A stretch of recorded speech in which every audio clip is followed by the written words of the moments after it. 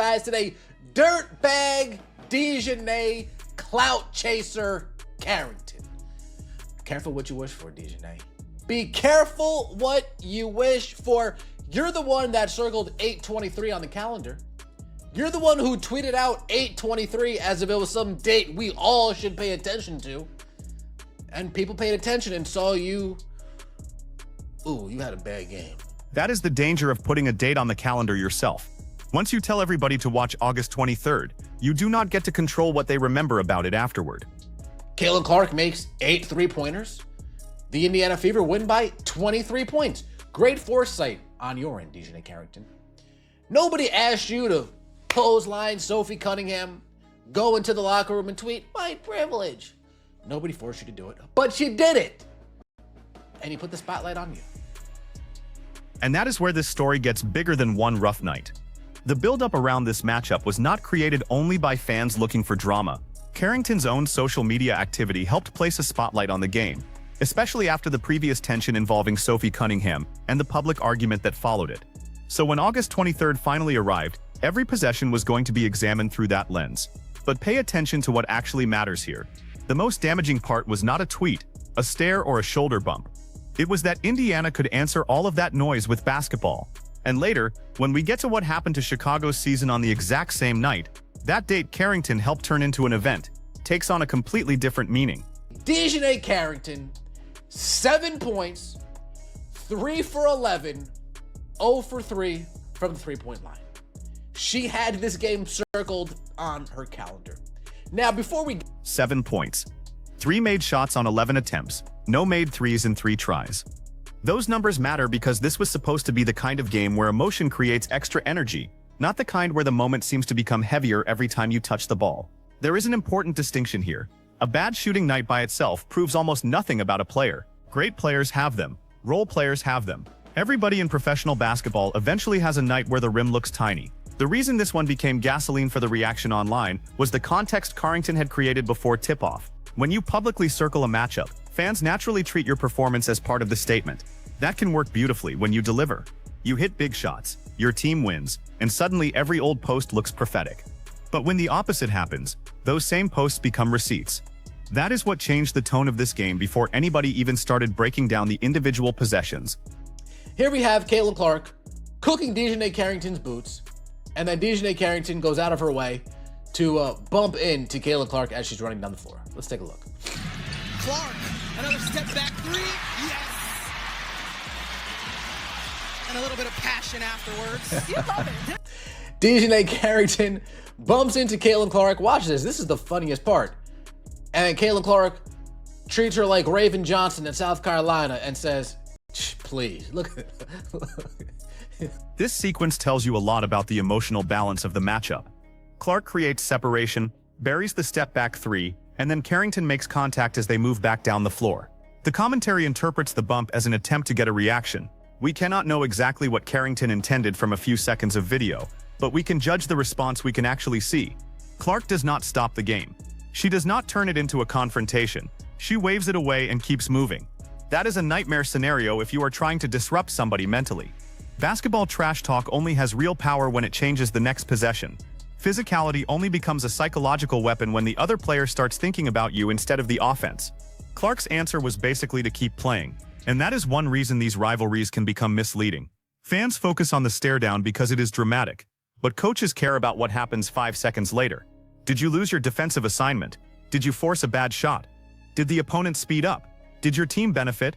If the answer is no, then the confrontation might have produced a viral clip without producing any basketball advantage. To get a rise out of Caitlin Clark. DiJonai Carrington picks up a foul on Caitlin Clark and tells the ref that Caitlin is flopping, and of course, DiJonai chasing her 15 minutes of fame. And then here's DiJonai. Look at DiJonai. Da!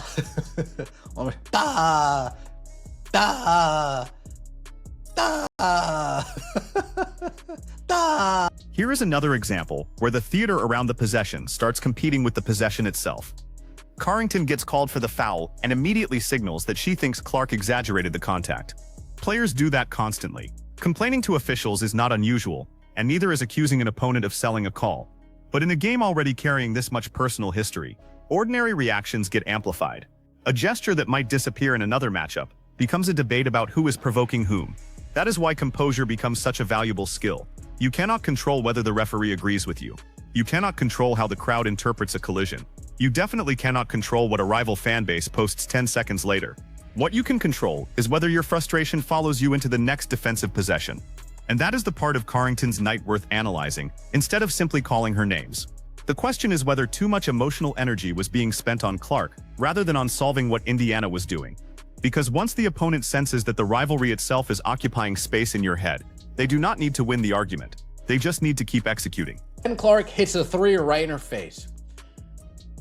Funny because Carrington had a pretty soft foul that went her way on the other end. She's been running her mouth and trying to get a reaction out of Clark all game. Clark hasn't given it to her.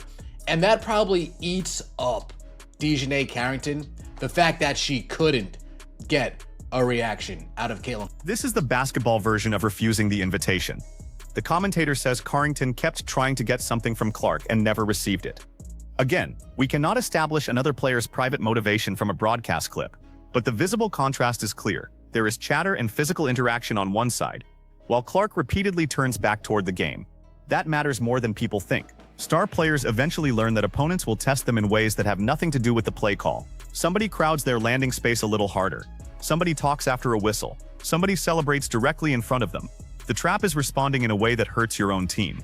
The best retaliation is brutal because it is legal. Hit the next shot, force the next rotation, make the next pass, and let the scoreboard become the argument. That is what makes this matchup especially uncomfortable for Chicago. Indiana did not need some huge fight to create the image fans were waiting for. The contrast between the emotion surrounding Carrington and Clark's production was already doing the work. Clark, that probably eats her up inside. Here we have, well, the white privilege Caitlin Clark versus instigator DiJonai Carrington. I think Caitlin got you tonight. Nay. That's nay. 37 points to 7 points. Ooh, she scored 30 more points than you. Damn. Same amount of rebounds, 10 assists to 1 assist. And there is the comparison that turned the rivalry into a scoreboard problem. The clip puts it in the most mocking possible terms. But strip away the taunting and look at why those numbers hit so hard. Clark's impact was not confined to scoring. The graphic being discussed also shows a massive playmaking difference, which means Indiana was getting value from her, both when she finished possessions and when she created them for teammates. That is what separates a normal scoring duel from a game that feels one-sided. If one player simply shoots better, you can sometimes call it variance. Maybe the shots fell tonight and do not fall tomorrow. But when the same player is controlling pace, creating open looks, attracting defensive attention, and still producing efficiently enough to punish you herself, the defense has multiple problems at once. Carrington's challenge, meanwhile, was the opposite. Her night was being judged not only by what she scored, but by what she had represented coming into the matchup. She had become one of the faces of the tension surrounding Clark. Whether that reputation is fair in every instance is another discussion, but once the game started, fans were watching her like she had personally promised an answer.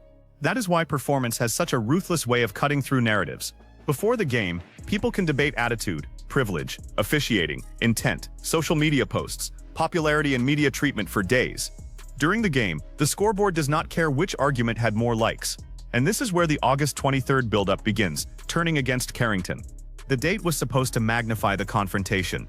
Instead, it magnified the gap between the conversation around the game and the basketball being played inside it. Well, shall we? Let's get into DiJonai Carrington's highlight reel. 7 points, 3 for 11 from the field, 0 for 3 from three-point land.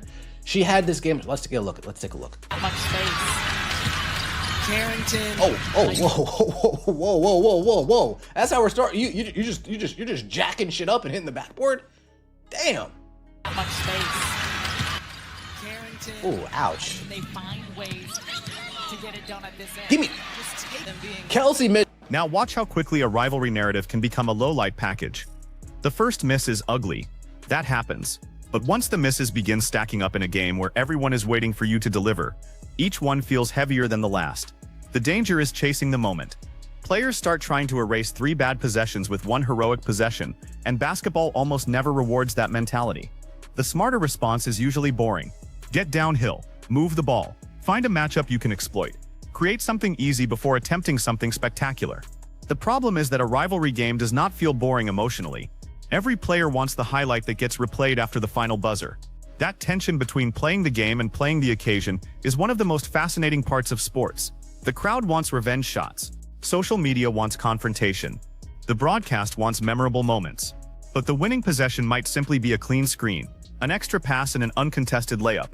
Carrington never found enough of those stabilizing moments here. And once the highlight reel starts being built from misses instead of makes, the internet does what the internet always does. It turns a basketball performance into a meme before the player has even left the arena. Give me that weak ass shit. Number one in pace, patience. Crazy travel. Carrington drives baseline. Because you're playing without an individual like Boston. Damn. Up by Mitchell, no good.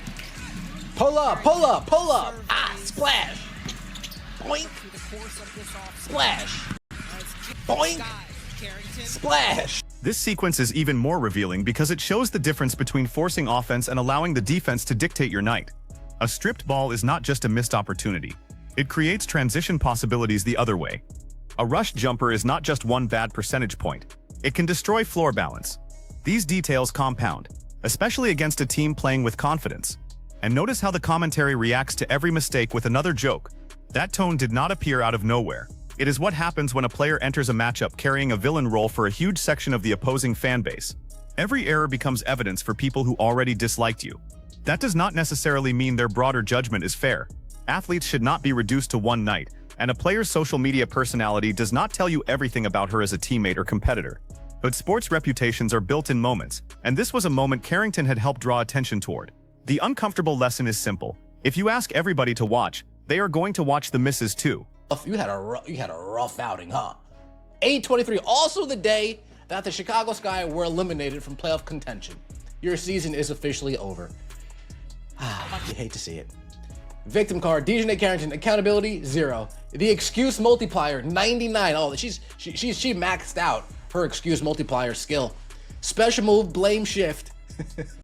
Rare pull, personal responsibility. Damn. And now we arrive at the part that completely changes what August 23rd means in hindsight.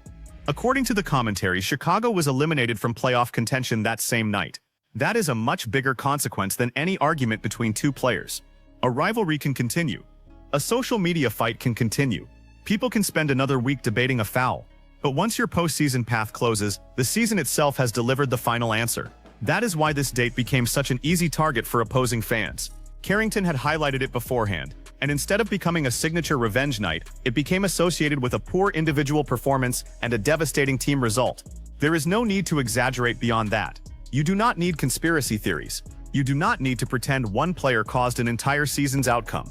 Chicago's position was created over many games, not 60 minutes of one matchup. But symbolism does not care about nuance. Fans remember the night the door officially shut. And this is where the story moves beyond Carrington versus Clark. The real stakes were not personal. Indiana was playing meaningful basketball while Chicago was watching its margin for error disappear. One side walked away with momentum, and another walked away with the kind of result that forces an organization to start asking questions about what comes next. That is a far more serious conversation than who won a stare down. DiJonai let one of the shortest players in the WNBA, Kelsey Mitchell, just take the ball out of her hands. Took it like she owed something. Kelsey Mitchell took that ball out of her hands like she owed her something. Give me that lunch money, DiJonai. Sorry, I can't stop laughing. Was this supposed to be somebody's big moment? Wow. DiJonai was looking a little but DiJonai was still up to her shady antics, going out of her way to run through CC. The Kelsey Mitchell moment adds another layer because it undercuts the idea that this game was simply Clark versus Carrington. Indiana's pressure was coming from multiple places. When Mitchell can attack the ball, disrupt a possession, and turn Carrington's night into another frustrating sequence, Chicago cannot simply load every emotional and tactical decision onto stopping Clark. That is what strong teams do to you. You spend all week preparing for the superstar, and somebody else punishes the attention she attracts. This is also why the constant focus on personal grudges can obscure what actually wins basketball games. The Fever did not need every possession to become a one-on-one duel. They needed 5 players connected defensively, guards who punished mistakes, and enough offensive movement to keep Chicago from turning the game into a street fight. For Carrington, the worst possible outcome was not Clark yelling back. The worst outcome was Clark refusing to get dragged into the sideshow while Indiana's other players kept contributing to the result. Think about how different the story would feel if Carrington had scored efficiently. Chicago had controlled the game and the Sky had kept their postseason hopes alive. The exact same gestures would suddenly be interpreted as competitive fire. The exact same social media buildup would be called confidence. Winning changes the vocabulary. When you lose, confidence becomes arrogance. When you miss, aggression becomes forcing it. When the opponent does not react, trash talk starts looking one-sided. That may not always be fair, but it is how sports narratives are built in real time. This is like Babe Ruth calling a shot but then striking out in 3 pitches every at-bat and losing by 30. And she played to the best of her ability. 7 points on 3 for 11 shooting for a revenge game is legitimately hilarious. Bro dropped a historical brick fast.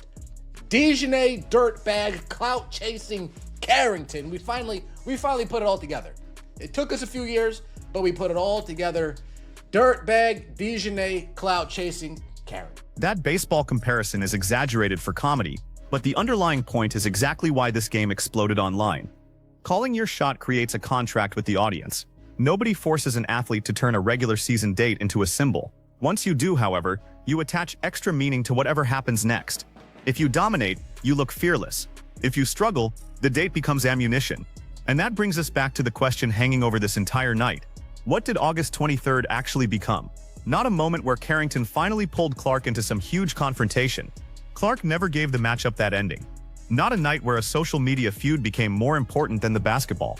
Indiana's performance prevented that. And not a date that Chicago supporters are likely to remember fondly, if it indeed marked the mathematical end of their playoff hopes. Instead, it became an example of why the most dangerous response to provocation is sometimes indifference backed by production. Clark did not need to win a shouting match. She needed to make the defense pay. Mitchell did not need to post anything afterward. She needed to compete on the floor. Indiana did not need to prove who had the better social media argument. They needed the result.